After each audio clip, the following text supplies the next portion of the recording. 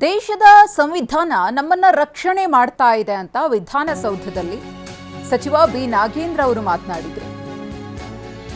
ನಾಗೇಂದ್ರ ಅವರ ರಾಜೀನಾಮೆಗೆ ಒಂದು ಕಡೆ ಒತ್ತಡ ಹೆಚ್ಚಾಗ್ತಾ ಇದೆ. ಇದರ ನಡುವೆ ನಾಗೇಂದ್ರ ಅವರು ಸುದ್ದಿಗೋಷ್ಠಿಯನ್ನ ಮಾಡಿ ಒಂದಷ್ಟು ಮಾಹಿತಿಯನ್ನ ಹಂಚಿಕೊಂಡಿದ್ದಾರೆ. ನಾನು ಹುಟ್ಟು ದಲಿತ, ಸಾಯೋದು ದಲಿತರಾಗಿಯೇ.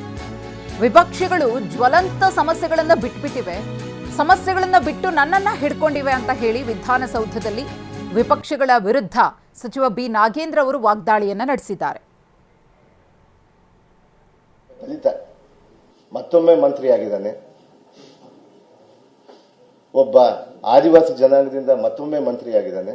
ಇವನಿಗೆ ಹೆಂಗಾದ್ರೂ ಮಾಡಿ ತೆಗಿಬೇಕು, ಇವನಿಗೆ ಹೆಂಗಾದ್ರೂ ಮಾಡಿ ಅಲ್ಲಿಂದ ಇಳಿಸಬೇಕು ಅನ್ನುವಂಥ ಹುನ್ನಾರವನ್ನ ಈ ಮನುವಾದಗಳು ಮಾಡ್ತಾ ಇದ್ದಾರೆ. ಇವತ್ತು ಇಡೀ ದೇಶನೇ ನೋಡ್ತಾ ಇದೆ.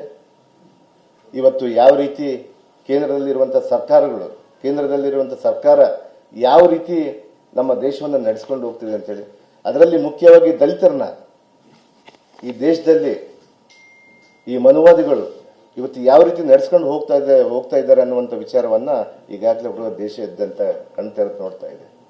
ಒಬ್ಬ ದಲಿತ ಮತ್ತೊಮ್ಮೆ ಮಂತ್ರಿಯಾಗಿದ್ದಾನೆ. ಒಬ್ಬ ಆದಿವಾಸಿ ಜನಾಂಗದಿಂದ ಮತ್ತೊಮ್ಮೆ ಮಂತ್ರಿಯಾಗಿದ್ದಾನೆ. ಇವನಿಗೆ ಹೆಂಗಾದ್ರೂ ಮಾಡಿ ತೆಗಿಬೇಕು, ಇವನಿಗೆ ಹೆಂಗಾದ್ರೂ ಮಾಡಿ ಅಲ್ಲಿಂದ ಇಳಿಸಬೇಕು ಅನ್ನುವಂಥ ಹುನ್ನಾರವನ್ನ ಈ ಮನುವಾದಗಳು ಮಾಡ್ತಾ ಇದ್ದಾರೆ. ಇವತ್ತು ಇಡೀ ದೇಶನೇ ನೋಡ್ತಾ ಇದೆ.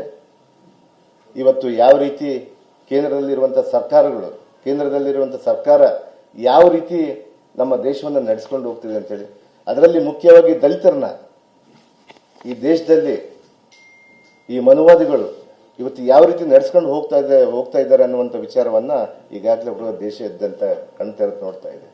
ಕೇವಲ ಏನಿಲ್ಲ, ಒಬ್ಬ ದಲಿತ, ಒಬ್ಬ ಆದಿವಾಸಿ ಮಂತ್ರಿಯಾಗಿದ್ದಾನೆ, ಇವ್ರನ್ನ ತೆಗಿಬೇಕು ಅನ್ನುವಂಥ ವಿಚಾರದಿಂದ ಇವತ್ತು ವಿರೋಧ ಪಕ್ಷದ ನಾಯಕರು ಇವತ್ತು ನಮ್ಮ ಸದನದಲ್ಲಿ ಮಾಡ್ತಾ ಇದ್ದಾರೆ. ನಮ್ಮ ಸಮಾಜ ಕೂಡ, ಅಖಂಡ ವಾಲ್ಮೀಕಿಯ ಕರ್ನಾಟಕ ಸಮಾಜ ಇದನ್ನ ಬಹಳ ಸೂಕ್ಷ್ಮವಾಗಿ ಗಮನಿಸ್ತಾ ಇದೆ. ಮಾಧ್ಯಮದ ಮೂಲಕ ನಾನು ಹೇಳಲಿಕ್ಕೆ ಇಷ್ಟಪಡ್ತೀನಿ. ನಮ್ಮ ವಿರೋಧ ಪಕ್ಷದ ನಾಯಕರಿಗೆ ಸುಮ್ಮನೆ ಬಿಡಲ್ಲ. ನಮ್ಮ ಸಮಾಜ ಕೂಡ ಬಹಳ ದೊಡ್ಡ ಮಟ್ಟದಲ್ಲಿ ಕರ್ನಾಟಕದಲ್ಲಿ ಬಹಳ ಶಕ್ತಿವಂತವಾಗಿದೆ. ಇವತ್ತು ಅವ್ರು ನೋಡ್ತಾ ಇದ್ದಾರೆ ಇದನ್ನ, ಯಾವ ರೀತಿ ಒಬ್ಬ ದಲಿತನ ಮೇಲೆ ಬಿಜೆಪಿ ಗದಾ ಪ್ರಹಾರ ಮಾಡ್ತಾ ಇದೆ, ಯಾವ ರೀತಿ ಒಬ್ಬ ದಲಿತನ ಮೇಲೆ ಇಲ್ಲ ಸಲ್ಲದ ಕಾರಣಗಳನ್ನು ಹೇಳಿ ಅವ್ರನ್ನ ಇಕ್ಕಟ್ಟಿಗೆ ಸಿಲುಸ್ತಾ ಇದ್ದಾರೆ ಅನ್ನುವಂಥ ವಿಚಾರವನ್ನ ಇವತ್ತು ನಮ್ಮ ಸಮಾಜ ಕೂಡ, ಅಖಂಡ ವಾಲ್ಮೀಕಿಯ ಕರ್ನಾಟಕ ಸಮಾಜ ಇವತ್ತು ನೋಡ್ತಾ ಇದೆ. ಬಹುಶಃ ಮುಂದಿನ ದಿನಗಳಲ್ಲಿ ಅವರಿಗೆಲ್ಲ ಕೂಡ ಗೊತ್ತಾಗುತ್ತೆ. ಚುನಾವಣೆಗಳು ಬರ್ತವೆ. ಜನತಾ ನ್ಯಾಯಾಲಯಕ್ಕಿಂತ ಯಾವ ನ್ಯಾಯಾಲಯ ದೊಡ್ಡದಲ್ಲ. ಅದರಲ್ಲಿ ಗೊತ್ತಾಗುತ್ತೆ ಅವ್ರಿಗೆ ಏನಂತೇಳಿ, ನಮ್ಮ ಸಮಾಜ ಯಾವ ರೀತಿ ಕೆಲಸ ಮಾಡುತ್ತೆ ಅಂತೇಳಿ. ನಮ್ಮ ಮುಖ್ಯಮಂತ್ರಿಯವರು ಕೂಡ ಅನೇಕ ಬಾರಿ ಹೇಳಿದ್ದಾರೆ. ಮೊನ್ನೆನೂ ನಮ್ಮ ಪರಿಷತ್ತಲ್ಲಿ ಅವ್ರಿಗೆ ಗಲಾಟೆ ಮಾಡ್ತಾ ಇದ್ರೆ, ಅವ್ರಿಗೆ ಗಲಾಟೆ ಮಾಡುವಂತ ಸಂದರ್ಭದಲ್ಲಿ ಅವ್ರ ಪರಿಷತ್ತಲ್ಲಿ ಬಂದು ಅವರು ಉತ್ತರ ಕೊಡ್ಬೇಕಾರೆ ಅವ್ರು ಹೇಳ್ತಾ ಇದ್ರು, ನಾನು ಈ ಸ್ಥಾನದಿಂದ ಯಾರಿಗೂ ಕೂಡ ಅನ್ಯಾಯ ಮಾಡಲ್ಲ, ನೀವು ಏನೇ ಚರ್ಚೆಗೆ ಬಂದ್ರು ನಾವು ಸಿದ್ಧವಾಗಿದ್ರಿ ಅಂತೇಳಿ ಬಹಳ ಅದ್ಭುತವಾದಂತ ಭಾಷಣ ಮೊನ್ನೆ ಅವರು ನಮ್ಮ ಪರಿಷತ್ತಲ್ಲಿ ಮಾಡಿದ್ರು. ನಮ್ಮ ಐವನ್ ಸಾಹೇಬರು ಇದ್ರು. ಈ ಕೇಸಲ್ಲಿ ಏನಿದೆ ಸ್ವಾಮಿ, ನಾನು ಹೇಳ್ತೀನಿ, ಇವತ್ತು ನನ್ನನ್ನ ಕೇಸ್ ಇದೆ, ತಾವು ರಾಜೀನಾಮೆ ಕೊಡಿ, ನನ್ನ ವಜಾ ಮಾಡಿ ಅಂತೇಳಿ ಕೇಳ್ತಾ ಇದ್ರು. ವಜಾ ಮಾಡಿ ಅಂತೇಳಿ. ಹೌದು, ಯಾಕೆ ಮಾಡ್ಬೇಕು ಸ್ವಾಮಿ? ನಾನು ಈ ದೇಶ, ಈ ಸಂವಿಧಾನ, ನನಗೆ ಇದೇ ಸಂವಿಧಾನ, ಈ ಸಂವಿಧಾನ ನನ್ನ ಕಾಪಾಡ್ತಾ ಇದೆ. ನಾವು ಈ ಸಂವಿಧಾನವನ್ನ ಕಾಂಗ್ರೆಸ್ ಪಕ್ಷ ಇದಕ್ಕೆ ಯಾಕೆ ನಾವು ಇದನ್ನ ರಕ್ಷಣೆ ಮಾಡಲಿಕ್ಕೆ ಇವತ್ತು ನಮ್ಮ ಕಾಂಗ್ರೆಸ್ನ ಮುಖಂಡರೆಲ್ಲ ಸೇರಿ ಪ್ರತಿಯೊಬ್ಬರು ಕೂಡ ಸಂವಿಧಾನವನ್ನು, ಈ ಬುಕ್ ಅನ್ನು ಯಾಕೆ ಎತ್ತಿಡ್ತಾರೆ ಅಂದ್ರೆ, ಬಾಬಾ ಸಾಹೇಬ್ ಅಂಬೇಡ್ಕರ್ ಕೊಟ್ಟಿರುವಂತ ಬೈಬಲ್ ಇದು. ನಮಗೆ ಈ ಸಂವಿಧಾನ ನಮಗೆ ರಕ್ಷಣೆ ಮಾಡುತ್ತೆ. ಇವತ್ತು ನೀವಲ್ಲ ಸ್ವಾಮಿ, ವಿಧಾನಸಭೆಯಲ್ಲಿ ಬಂದು ನಮ್ಮ ಮುಗ್ಧ ಜನರಿಗೆ ಏನೇನೋ ಹೇಳ್ಬಿಟ್ಟು ಸುಳ್ಳು ಹೇಳಿ ಒಬ್ಬ ದಲಿತರನ್ನ ಯಾವ ರೀತಿ ಆದ್ರೂ ತಾವು ಬಳಸ್ಕೋಬಹುದು ಅಂತೇಳಿ ಮನುವಾದಿಗಳು ಏನ್ ಮಾಡ್ತಾ ಇದಾರಲ್ಲ, ಇದು ನಡೆಯಲ್ಲ. ಈ ಸಂವಿಧಾನ ನನ್ನನ್ನು ರಕ್ಷಣೆ ಮಾಡುತ್ತೆ. ಬಾಬಾ ಸಾಹೇಬ್ ಅಂಬೇಡ್ಕರ್ ಕೊಟ್ಟಂತ ಸಂವಿಧಾನ ನನ್ನ ರಕ್ಷಣೆ ಮಾಡುತ್ತೆ.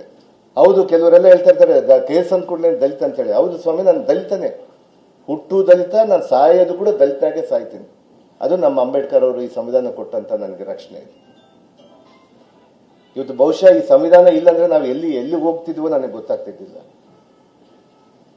ಅಂತ ರೀತಿಯಾಗಿ ಇವತ್ತು ನಮ್ಮ ವಿರೋಧ ಪಕ್ಷದವರು ಹಲವಾರು ಜ್ವಲಂತ ಸಮಸ್ಯೆಗಳನ್ನು ಬಿಟ್ಟು ಇವತ್ತು ಈ ಕೇಸನ್ನ ಇಟ್ಕೊಂಡು ಇವತ್ತು ನನ್ನ ರಾಜೀನಾಮೆಯನ್ನು ಕೇಳ್ತಾ ಇದ್ದಾರೆ.